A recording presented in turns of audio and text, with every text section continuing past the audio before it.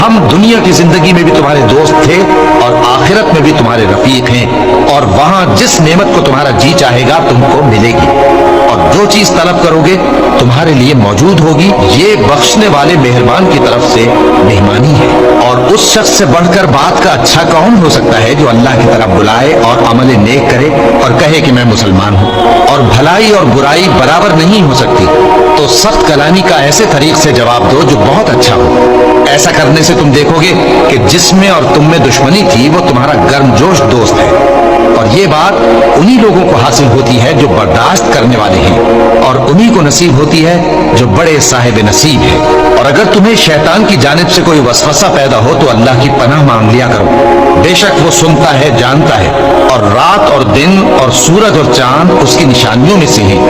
تم لوگ نہ تو سورج کو سجدہ کرو اور نہ چاند کو، بلکہ اللہ ہی کو سجدہ کرو جس نے ان چیزوں کو پیدا کیا ہے، اگر تم کو اس کی عبادت منظور ہے۔